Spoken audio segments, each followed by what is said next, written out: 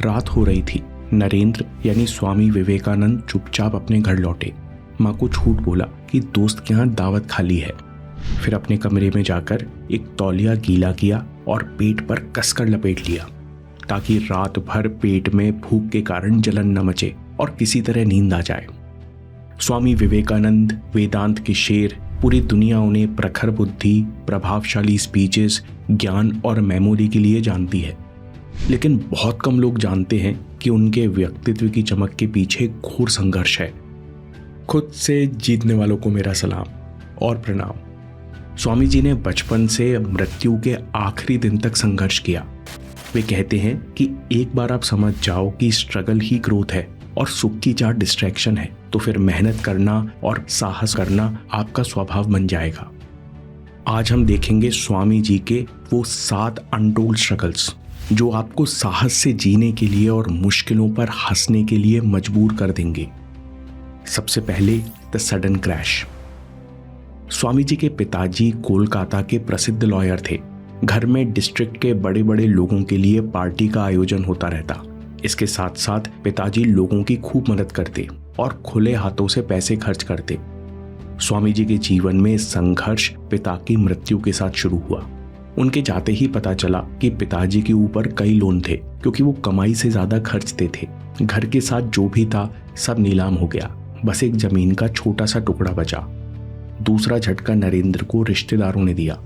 पिता ने जिन भाइयों को पाला था, जिन रिश्तेदारों के काम लगवाए थे, उन्होंने ही बची खुची प्रॉपर्टी पर कब्जा कर लिया और चाचा चाची ने नरेंद्र, माँ, भाई और बहनों को पुश्तैनी घर यानी अपने ही दादाजी के घर से बाहर निकाल दिया।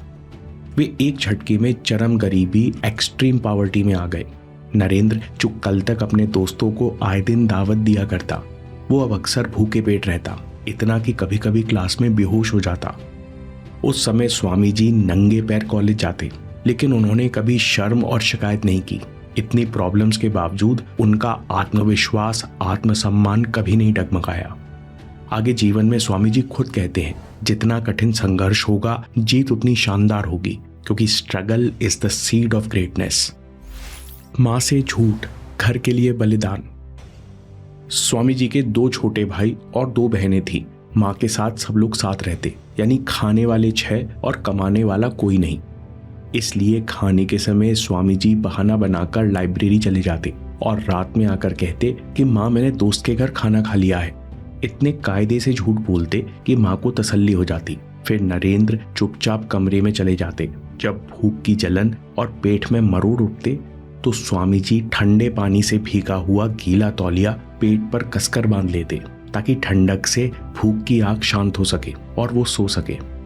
दोस्तों, जो जवानी की शुरुआत में ही बिना शिकायत के अपने परिवार के लिए इतना बलिदान कर सकता है, उसे जीवन में दूसरी कठिनाइयां क्या डरा पाएंगी, क्योंकि अब वो जान गया है कि मैं किसी भी स्थिति का सामना कर सकता हूं। इसलिए स्वामी जी ने जीवन में संघर्ष को बहुत वैल्यू दी है। इसलिए दोस्तों, आज तुम्हारे पास कुछ चीज की कमी है, आज तुम्हारे पास महंगा सामान नहीं है, तो कभी खुद को छोटा मत समझना। यही कमी एक दिन महानता बन सकती है। स्वामी जी एक पत्र में लिखते हैं, आप मुझे बता दो कि आपने जीवन में कितना संघर्ष किया है और मैं आपको बता दूंगा कि आप कितने महान बन सकते हो। शिकागो स्पीच के पहले 3 स्ट्रगल्स।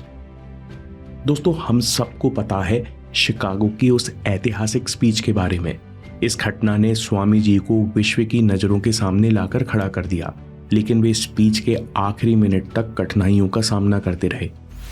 शिकागो का पहला स्ट्रगल, गलत जानकारी। स्वामी जी जुलाई 1893 में अमेरिका पहुंचे, लेकिन शिकागो में कदम रखते ही उन्हें पहला झटका लगा। स्वामी जी को पता चला कि पार्लियामेंट ऑफ रिलीजन्स शुरू होने में अभी 1.5 महीना बाकी है। दूसरा झटका, शिकागो बहुत महंगा शहर था, साथ में बहुत ठंड थी। स्वामी जी के पास सर छिपाने का कोई ठिकाना नहीं था, नहीं इतने पैसे थे कि वे 3 दिन तक गुजारा चला सकें। किसी ने कहा, यहाँ तो तुम सर्दी में भूखे पेट 1 दिन में जम जाओगे, बोस्टन चले जाओ, वो फैक्ट्री वर्कर्स का सस्ता शहर है, किसी तरह कुछ दिन तो आपका गुजारा हो जाएगा। तो स्वामी जी बोस्टन चले आए। यहाँ किस्मत से उनकी भेंट प्रोफेसर जॉन हेनरी राइट से हुई। वे स्वामी जी से बहुत प्रभावित हुए और उन्होंने स्वामी जी का वापस जाने का टिकट भी करा दिया। शिकागो का दूसरा स्ट्रगल, द लॉस्ट एड्रेस। धर्म संसद के आयोजन से 3 दिन पहले स्वामी जी शिकागो आ गए, लेकिन जब स्टेशन पर उतरे तो पता चला कि जिस पते पर उन्हें जाना था वो खो गया है। स्वामी जी कहते हैं, उस समय मेरा टेस्ट चल रहा था। स्टेशन के पास जर्मन मजदूरों की बस्ती थी। ये वो मजदूर थे जो काम की तलाश में अपना देश छोड़कर आए थे। किसी को भी स्वामी जी की इंग्लिश समझ नहीं आई। सबने स्वामी जी को भगा दिया। इधर रात हो चुकी थी, ठंड बढ़ रही थी। स्वामी जी बेबस थे, न पैसे, न पहचान, न घर। जब कोई रास्ता नहीं मिला तो स्वामी जी रेलवे यार्ड गए। वहां एक खड़ी मालगाड़ी के डिब्बे में बैठ गए। उन्होंने कड़कड़ाती ठंड में बिना बिस्तर, बिना खाने के लोहे के ठंडे फर्श पर रात बिताई। अगली सुबह भूख और प्यास से शरीर टूट रहा था। वो फिर से मदद मांगने निकले। इस बार वो एक पॉश इलाके में गए। उन्होंने सोचा कि यहाँ अमीर और पढ़े लिखे लोग आसानी से उनकी मदद कर देंगे, लेकिन उनके मैले कपड़े और सांवले रंग को देखकर किसी ने उनकी मदद नहीं की। उल्टा चोर और भिखारी की गालियां देकर वहां से भगा दिया। स्वामी जी अक्सर कहते थे कि जिस दिन तुम्हारे सामने कोई समस्या ना आए, समझ लेना कि तुम गलत रास्ते पर हो। जीवन में परेशानी आए तो खुश होकर सामना करो। स्वामी जी उस दिन हर संभव दरवाजा खटखटाते रहे। शाम हो गई, वे अब सड़क के किनारे थक कर बैठ गए। उन्होंने मन में चुटकी ली कि कल पार्लियामेंट ऑफ रिलीजन है और मेरे ये हाल है, अब तो ईश्वर ही मालिक है। तभी एक महिला मिसेस जॉर्ज हेल दौड़ते हुए बाहर आई और उन्होंने सीधे स्वामी जी से पूछा, क्या आप पार्लियामेंट ऑफ रिलीजन्स में शामिल होने के लिए आए हैं? फिर उस सभ्य महिला ने स्वामी जी को खाना खिलाया और खुद धर्म संसद के ऑफिस ले गई। शिकागो का तीसरा स्ट्रगल, स्टेज पर घबराहट। स्वामी विवेकानंदा और नर्वसनेस। हम सोच भी नहीं सकते कि ये 2 शब्द एक साथ प्रयोग हो सकते हैं, लेकिन आज 11 सितंबर 1893 का दिन तो श्री रामकृष्ण परमहंस के प्रिय शिष्य का टेस्ट था। जब स्वामी जी को मंच पर बुलाया गया तो स्वामी जी ने मना कर दिया। अभी नहीं कहकर टालते रहे। उस दिन भाषण से पहले स्वामी जी का गला सूख रहा था, दिल तेजी से धड़क रहा था। स्वामी जी भाषण को दोपहर तक टालते रहे, लेकिन दोपहर के बाद मना करना संभव नहीं था। अगली बार जब उनका नाम पुकारा गया तो स्वामी जी ने मन ही मन देवी सरस्वती को प्रणाम किया और सारी भावनाओं का सामना करते हुए वे मंच पर पहुंच गए। जैसे ही उनके मुंह से वो ऐतिहासिक शब्द निकले, sisters and brothers of America, तो उन शब्दों में ऐसा अट्रैक्शन था कि हॉल के सभी लोग खड़े हो गए और 2 मिनट तक लगातार तालियां बजती रहीं। शिकागो की उस ऐतिहासिक जीत के बाद पूरी दुनिया उन्हें जानने लगी। स्वामी जी ने कई जगह स्पीच दी, लेकिन ये जीवन तो टेस्ट है, शूटिंग टेस्ट। एक बार स्वामी जी टेक्सास के पास छोटे से शहर पहुंचे। वहां कुछ काउबॉयज और कॉलेज के लड़के अजीब से दिखने वाले भूरे संत का मजाक उड़ाना चाहते थे। उन लड़कों ने एक स्टूल रख दिया और स्वामी जी को उस पर खड़े होकर कंसंट्रेशन पर लेक्चर देने को कहा। स्वामी जी खड़े होकर बोलने लगे और देखते ही देखते लेक्चर में खो गए कि अचानक उन लड़कों ने गोलियां चलाई। 2 गोलियां सन्न सन्न करती हुई स्वामी जी के कान के पास से गुजरी, लेकिन हैरानी की बात यह थी कि स्वामी जी न डरे, न रुके और न ही उनका ध्यान भटका। वे ऐसे बोलते रहे जैसे यह बहुत आम बात हो। इस समय स्वामी जी की आकृति बहुत प्रभावशाली थी। वो लड़के सीधे स्वामी जी के पैरों में आ गिरे। दोस्तों, स्वामी जी का जीवन इस बात का प्रमाण है कि जीवन टेस्ट है, हमेशा होता ही रहेगा। जो बोलते हो, जो बनना चाहते हो, उसे जीने का साहस करो। अगली कहानी, जहर दे दो पर झूठ नहीं बोलूंगा। एक बार स्वामी जी किसी महाराज के महल में मौजूद थे। महाराज ने भरी सभा में पूछा, स्वामी जी, आप मेरे दरबारियों के बारे में क्या सोचते हैं? स्वामी जी ने उत्तर दिया, महाराज, ये सब चापलूस है। इस पर महाराज ने कहा, लेकिन मेरा प्रधानमंत्री तो बहुत समझदार और वफादार है। स्वामी जी ने कहा, महाराज, मंत्री वो होता है जो केवल अपनी कुर्सी बचाता है। वो महाराज को लूटता है और दूसरों को रिश्वत देता है। ये सुनकर सभा में सन्नाटा छा गया, जैसे सबकी पोल खुल गई हो। फिर शाम को महाराज ने स्वामी जी से अकेले में कहा, स्वामी जी, ऐसी बातें मत बोला करिए, ये लोग आपको जहर भी दे सकते हैं। स्वामी जी ने कहा, अरे महाराज, आपको क्या लगता है, एक सन्यासी जिसे किसी से कुछ नहीं चाहिए, वो सच बोलने से डरता है, चाहे जान चली जाए, लेकिन मैं झूठ नहीं बोल सकता। दोस्तों, स्वामी जी सिखाते हैं कि जो इंसान इस दुनिया की हर दौलत और शोहरत को धूल समझकर ताक पर रख चुका हो, उसे कोई नहीं खरीद सकता। उसका मन बहुत साफ रहता है। स्वामी जी के गुरु श्री रामकृष्ण परमहंस दूसरे शिष्यों से कहते थे कि नरेंद्र को यूं ही मत समझना, वे इतने प्योर हैं कि कोई इच्छा, कोई वासना उनके 10 फीट पास नहीं आ सकती। दोस्तों, एक बार स्वामी जी की पवित्रता का भी टेस्ट हुआ।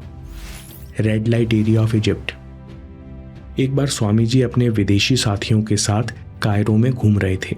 वे सभी गलती से घूमते घूमते वेश्याओं के इलाके में पहुंच गए। उन वेश्याओं ने जब स्वामी जी को देखा तो गंदे इशारे किए और उनके सन्यासी होने का मजाक उड़ाने लगी। ये देख स्वामी जी के साथी घबरा गए और बोले, स्वामी जी यहाँ से चलिए। लेकिन स्वामी जी ने कहीं पर भी जाने से मना कर दिया। वे वेश्याएं स्वामी जी को गाली देती रहीं, लेकिन उन वेश्याओं का कोई भी इशारा, कोई भी मजाक स्वामी जी के मन में रिएक्शन पैदा ना कर सका। स्वामी जी बिना जजमेंट के वेश्याओं को देखते रहे। उनके वाइब्रेशंस और पवित्रता का ऐसा प्रभाव था कि कुछ ही देर में सभी वेश्याएं रोती हुई स्वामी जी के पास आईं और घुटने टेककर स्वामी जी के कुर्ते के आखिरी हिस्से को चूमने लगी। उन वेश्याओं में इतना साहस नहीं था कि वो स्वामी जी को छू भी सकें।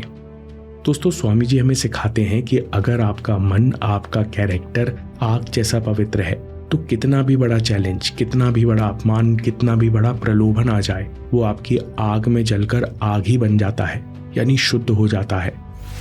आयरन विल पावर का आखिरी टेस्ट। स्वामी जी ने जीवन भर संघर्ष किए और इसकी कीमत उनके शरीर ने चुकाई। जीवन के आखिरी सालों में उन्हें ड्रॉप्सी की बीमारी हुई, जिसमें शरीर के अंदर बहुत पानी इकट्ठा हो जाता है। वैद्य ने असंभव शर्त रखी कि अगले 21 दिन पानी की एक भी बूंद गले से नीचे नहीं उतरनी चाहिए। ये मई जून की भयंकर गर्मी का समय था। इस समय स्वामी जी को डायबिटीज भी हो गई थी। ऐसे में प्यासा रहना असंभव था, लेकिन स्वामी जी बिना 21 दिन तक पानी के रहे। वे सिर्फ कुल्ला करके थूक देते। किसी ने पूछा, स्वामी जी आपने ये कैसे किया? स्वामी जी बोले, मैंने अपने शरीर से कहा पानी मत पियो, बस शरीर ने मांगना बंद कर दिया। दोस्तों, जब आपका मन बहुत प्योर हो जाता है तो जो भी आदेश आप शरीर और मन को देते हो उसे आसानी से पूरा कर लेते हो। यानी सैक्रिफाइस से प्योरिटी और प्योरिटी से आयरन विल पावर। आखिरी पल तक कर्मयोगी। कर्मयोगी क्या होता है? स्वामी जी आखिरी दिन भी हमको सिखा गए। दिन 4 जुलाई 1902। उन्होंने शिष्यों को लगातार 3 घंटे संस्कृत व्याकरण पढ़ाया। इस बीच स्वामी जी ने खूब हंसी मजाक भी किया। क्लास के बाद उन्होंने धीरे से कहा, अगर कोई और विवेकानंद होता तो समझ पाता कि इस विवेकानंद ने क्या किया। दोस्तों, ये छिपा हुआ इशारा था। स्वामी जी को पता चल गया था कि उनके प्राण जा रहे हैं। वो चाहते तो आराम कर सकते थे, लेकिन उन्होंने जीवन रूपी कर्म यज्ञ में आखिरी सांसों से भी कर्मों की आहुति दी। इसके बाद वे शाम को अपने कमरे में गए, खिड़कियां खुलवाईं और चुपचाप लेटे। एक गहरी सांस ली। उनके नाक और मुंह से थोड़ा सा खून आया और महायोगी की तरह 39 साल 5 महीने और 24 दिन की उम्र में उन्होंने प्राण त्याग दिए।